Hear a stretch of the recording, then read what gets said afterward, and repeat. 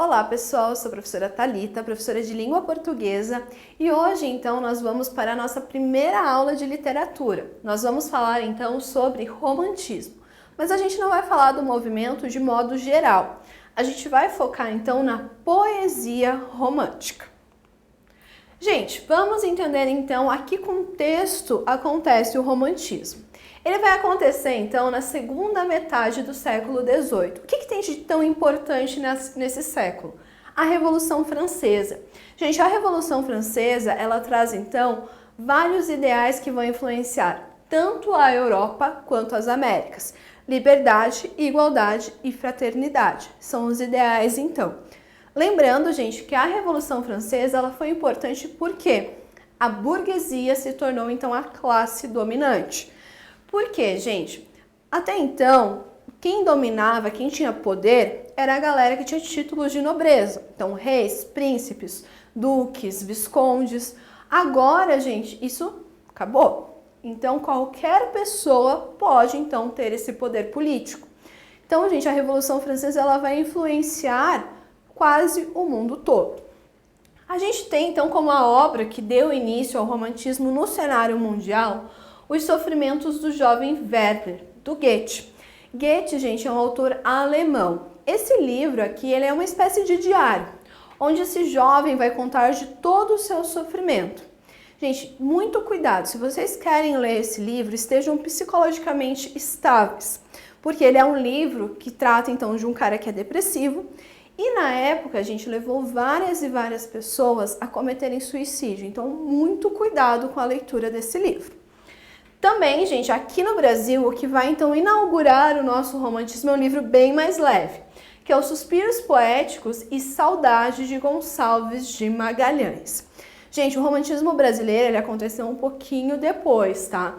Então vocês falam, tá aqui, século XVIII, mas você tá falando de 1800? Sim, gente, porque aqui no Brasil ele acontece um pouco depois, a gente já tá no século XIX. E aqui no Brasil, gente, especificamente, em 1808, Dom João VI e a corte dele, então, chegam ao Brasil. Lembrando, gente, Dom João veio parar aqui no Brasil, uma das suas colônias, porque ele estava fugindo de Napoleão Bonaparte. Ele não teve coragem, então, de enfrentá-lo. O que ele fez? Veio para o Brasil. Até, gente, essa vinda dele, da corte dele, foi bastante polêmica. Por quê? Eles pegaram à noite, embarcaram todo mundo que tinha interesse e vieram para o Brasil. Então, eles deixaram muita coisa para trás. E, posteriormente, no ano de 1822, ocorre, então, a independência do Brasil. Gente, esse fato é extremamente importante porque a primeira geração aqui brasileira vai falar sobre o nacionalismo, principalmente sobre o indianismo. Por que esse foco deles? Porque, gente, nós estávamos buscando, então, a nossa construção, a nossa identidade nacional. Então, por conta disso, nós temos, então, a independência influenciando diretamente a literatura. Então, gente, as características gerais do romantismo. Tem o subjetivismo, ponto de vista, sentimentalismo, meus sentimentos, fuga ou escapismo. Tá acontecendo um monte de coisa, mas eu só me importo com os meus sentimentos.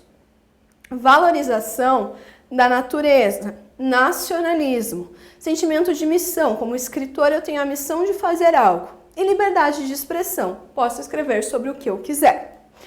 Aí, gente, especificamente aqui no Brasil, nosso romantismo, ele tem características específicas além das anteriores. Nós temos, então, a consciência nacional por conta desse processo de independência. Ou seja, nós percebemos que nós não somos mais uma colônia portuguesa. Nós somos um país. Como a gente vai criar essa consciência nacional? Eles pensam inicialmente no indianismo. O indianismo, mais fácil. Por quê? Lá em Portugal, gente, a primeira geração romântica vai retomar valores medievais. Por que valores medievais, gente? Portugal foi uma nação muito gloriosa durante, então, o tempo da nossa, grandes navegações. Agora, gente, isso acaba sendo alterado. Também nós temos a procura de uma identidade linguística, porque o nosso idioma oficial é a língua portuguesa. Mas muitos autores da época criticavam por que língua portuguesa? A gente não fala como a galera lá de Portugal, deveria ser a língua brasileira. Porém, gente, isso não entrou em vigor, tá? Então é equivocado falar, eu falo brasileiro. Não, você fala português. Também, gente, essa primeira geração, como a gente já falou, ela pode ser chamada de nacionalista. Ela vai abordar temas como saudade da pátria, o índio, exaltação da natureza, religiosidade e a impossibilidade amorosa. Os dois principais autores são o Gonçalves Dias e o Gonçalves de Magalhães. Gente, nacionalista ou indianista, as duas formas estão corretas. Por isso vocês vão ficar, como assim saudade da pátria?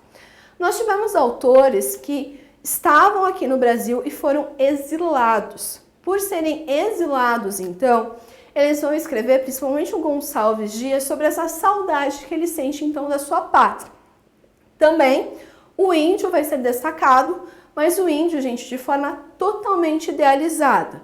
Idealizada, gente, não só no seu caráter, mas também na sua força física, ou seja, como alguém invencível. Também a gente tem a exaltação da natureza, a natureza brasileira. Eles falam, gente, como assim vocês não dão valor para a nossa natureza? Então eles vão destacar isso também. Nós temos a religiosidade, gente, porque alguns autores tentam pegar isso para tentar então se aproximar dessas idealizações. Também tem a impossibilidade amorosa, ou seja, o amor que não vai se concretizar. Lembrando, gente, que o Gonçalves de Magalhães foi o que escreveu, então, o livro inaugural do romantismo aqui no Brasil, que é Os Suspiros Poéticos e Saudade. Já o Gonçalves Dias não escreveu esse livro inaugural, mas foi, então, o poeta mais importante. Falando dele, esse daqui nessa fotinho é o Gonçalves Dias. Ele nasceu no Maranhão e se formou em Direito pela Universidade de Coimbra. De volta ao Brasil, ele conheceu a Ana Amélia, seu grande amor. Ele exalta a pátria, tem tematização indianista e idealiza o amor. E seu principal texto é a Canção do Exílio.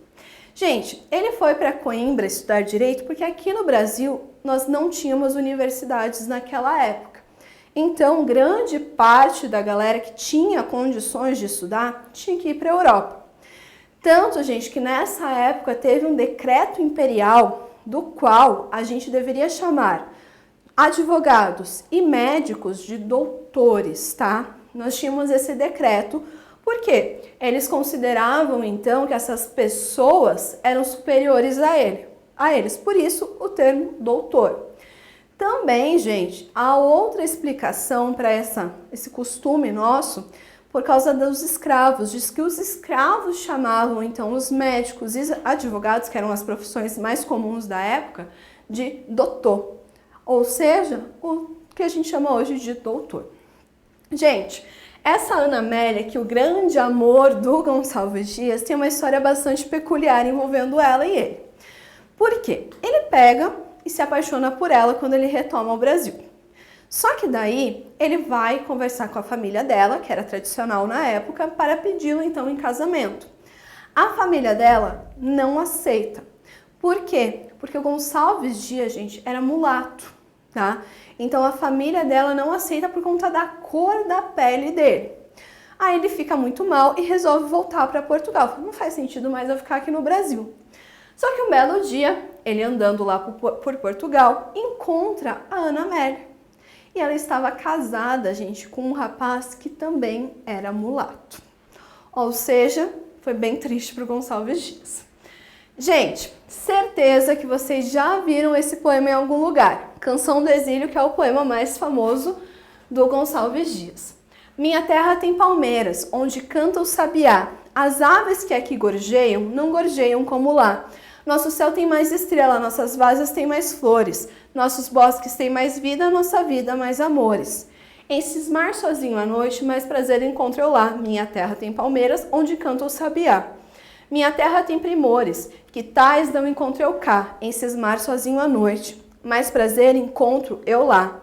Minha terra tem palmeiras, onde canta o sabiá. Não permita, Deus, que eu morra sem que eu volte para lá. Sem que eu desfrute os primores, que eu não encontro por cá. Sem que ainda aviste as palmeiras onde canta o sabiá. Gente, esse poema aqui, o Gonçalves Dias, então, ele está falando, enquanto ele estava exilado, da saudade, então, que ele tem da sua terra, no caso, o Brasil. Aí, gente, segunda geração romântica. Nós podemos chamar ela de ultrarromântica, ou então de mal do século. Essa geração, gente, abandona a temática nacionalista e indianista. Por quê? Eles têm influência do poeta inglês Lord Byron. Eles vão falar sobre dramas existenciais, como suas paixões e desejos. Aqui os autores eles têm uma tendência suicida. E nós temos como principais escritores o Álvares de Azevedo e o Casimiro de Abreu. Gente, então, segunda geração não tem nada a ver com essa parte de indianismo que nós tínhamos na primeira. Justamente porque, gente, há essa influência, então, do Lord Byron. Ele, gente, é um escritor que eu até brinco falando que ele é o grande sofredor da história. Gente, o poeta que sofre. Os poemas dele, gente, são muito pesados. Só para vocês terem noção, um deles, ele tá tomando vinho no crânio da amada dele que acabou falecendo. E essa é a forma que ele tem de se aproximar, então, dessa amada. Então aqui, gente, a temática, então, vai ser esses dramas dos poetas, tá? E primeiramente nós temos o Álvares de Azevedo. Ele nasceu em São Paulo e era de família rica. Também, assim como o Gonçalves Dias, ele fez faculdade de Direito em Portugal. A obra dele não foi publicada em vida. E ele traz, então, a poesia típica do mal do século. Trata de temas como a morte, o amor impossível e o tédio da vida. Gente, a morte é vista para o Álvares de Azevedo como a solução dos problemas. Ou seja, gente, se tem um poeta bastante característico dessa segunda geração, é o Álvares de Azevedo. Justamente porque, gente, ele é um que enxerga a morte, então, como a única solução para ele ter a amada dele. Por quê? É a única forma que isso pode acontecer, já que ele não pode ter ela em vida. Tanto que a gente tem esse poema dele chamado Se Eu Morrer Amanhã. Se eu morresse amanhã, viria ao menos fechar meus olhos minha triste irmã. Minha mãe de saudades morreria, se eu morresse amanhã. Quanta glória presinto em meu futuro, que aurora de porvir e que manhã. Eu perdera chorando essas coroas, se eu morresse amanhã. Que sol, que céu azul, que doce nalva, acorda-te natureza mais louçã. Não me batera tanto amor no peito, se eu morresse amanhã. Mas essa dor da vida que devora, a ânsia da glória, o dolorido afã, a dor no peito emudecera ao menos se eu morresse amanhã. Gente, no começo a gente até pensa, não, é um poema super tranquilo, super de boa. Só que o que acontece, gente? Nós percebemos no final que ele está falando dessa suposta morte dele, justamente porque é o único meio que ele vê para acabar com a dor que ele sente. Então, gente, outro poeta dessa segunda geração é o Casimiro de Abreu. Ele nasceu no Rio de Janeiro, mas também estudou em Portugal. Ele se caracteriza, então, pelo lamento sentimental gracioso, sem grandes arrombos emocionais. O seu livro, As Primaveras, foi aceito prontamente pelo público. Ele foi reconhecido em vida porque a sua poesia era considerada inofensiva. Ou seja, a gente percebe aqui que o Casimiro de Abreu ele foi por um caminho um pouquinho diferente. Ele trazia esse sofrimento, porém de forma mais tranquila. Um exemplo, então, de poema, gente, do Casimiro de Abreu é Meus 8 Anos. O poema não está inteiro aqui, tá, gente? Ó, que saudades que eu tenho da aurora da minha vida, da minha infância querida, que os anos não trazem mais. Que amor, que sonhos, que flores, naquelas tardes fagueiras, à sombra das bananeiras, debaixo dos laranjais. Ou seja, gente, ele aqui está fazendo então essa reflexão a respeito então do que ele sente. Ou seja, como seria a vida dele então ao final. Lembrando, gente, que grande parte desses poetas, eles morriam com no máximo 24 anos. E lembrando também, né, que também eles morriam de tuberculose. A gente até brinca que o mal do século era a tuberculose. Atualmente a gente já não tem mais esse problema. Gente, a terceira e última geração é chamada de condoreira. A gente tem uma poesia engajada socialmente que ia contra, então, as injustiças sociais. E o principal autor é o Castro Alves. Gente, a poesia dessa terceira geração tem esse nome de condoreira por causa do pássaro condor. Esse pássaro, gente, ele tem voos muito altos.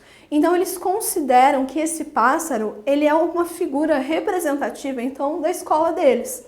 Porque eles também tinham grandes objetivos. O principal objetivo, acabar com a escravidão.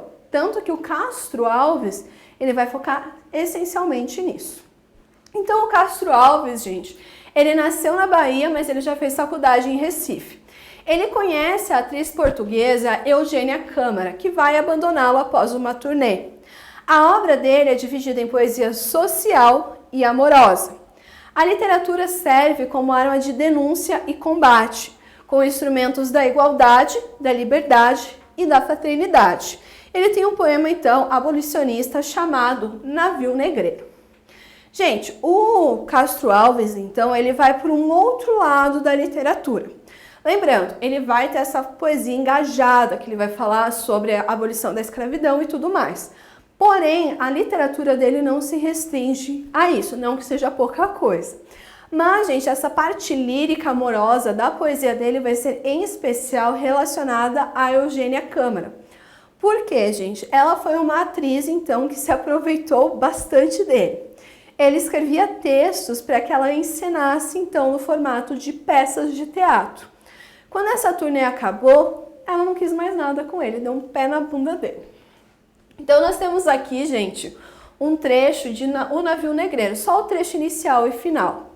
Estamos em pleno mar, dondo no espaço, brinca o luar, dourada a borboleta, e as vagas após ele correm, cansam, como turba de infantes inquieta. Estamos em pleno mar, do firmamento, os astros saltam como espumas de ouro. O mar, em troca, acende as ardentias. Constelações do líquido tesouro. Fatalidade atroz que a mente esmaga. Extingue, nessa hora, o brigue imundo, o trilho que Colombo abriu nas vagas, como um íris no pélago profundo. Mas a infâmia demais, da etérea plaga, levantai-vos, heróis do novo mundo. Andrata arranca esses pendões dos ares. Colombo fecha a porta dos teus mares. Gente, esse poema, então, O Navio Negreiro, ele vai trabalhar, então, com a temática dos navios que vinham, para o Brasil, trazendo os escravos. O que há de contraditório aqui? Ele mostra a dualidade dos horrores que aconteciam nesse navio com a beleza dos mares, então, que eles estavam navegando. Bom, gente, espero ter ajudado vocês em mais uma aula de literatura. Até a próxima!